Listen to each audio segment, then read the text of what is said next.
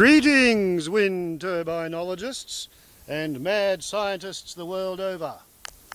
Today we go in search of the world's worst wind turbine rotor. A feat of improvisation so daring that by comparison this makes sense. Before showing you the pièce de résistance, I must imbibe some knowledge, so you know what you're looking at. Here we see a small turbine rotor intended for a ducted environment. As the saying goes, blind Freddy can see that the distance around the circle in close to the centre is a whole lot less than the distance around the circle swept by the blade tips. Therefore, at any particular airspeed, the distance travelled by the tip will be greater than the distance travelled by the hub, and therefore we have different pitch angles, what's known as helical pitch. And this has perfect helical pitch. Somebody spent an awful lot of time designing and laminating and carving perfect helical pitch into that wind turbine rotor.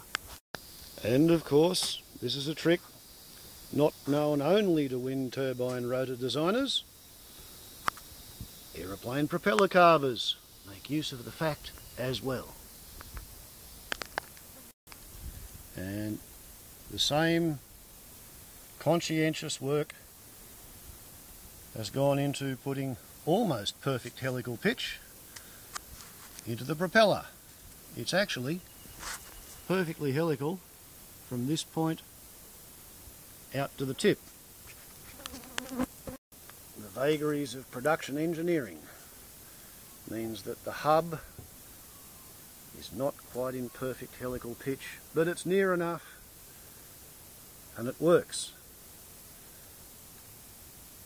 If you want to use an aerofoil or a hydrofoil to transfer rotary torque into a moving stream of fluid, be it air or water, or to take power out of the moving stream of fluid and turn it into rotary torque, it is conventional, because it works, to go to a fair bit of trouble to achieve helically pitched blades.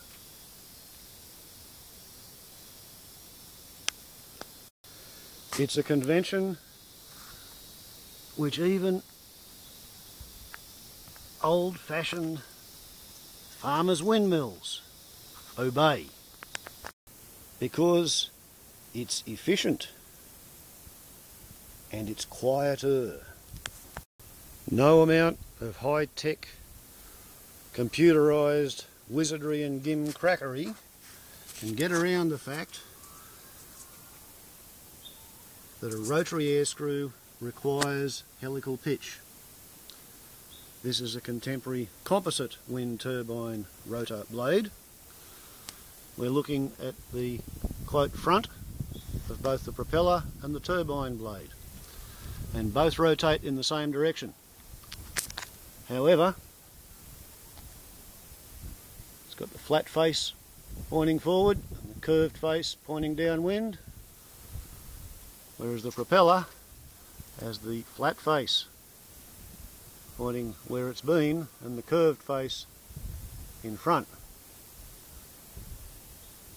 These are kind of critical differences between a propeller and a turbine rotor. And these differences completely escape the notice of the hard-working, diligent individual who went and collected two aluminium aeroplane propeller blades and bolted them to a hub that he welded up himself. Maximum pitch at the tip, almost flat at the hub. Perfectly contrived to turn wind into noise while making no power whatsoever. I didn't make it, I collected it. The world's worst wind turbine rotor.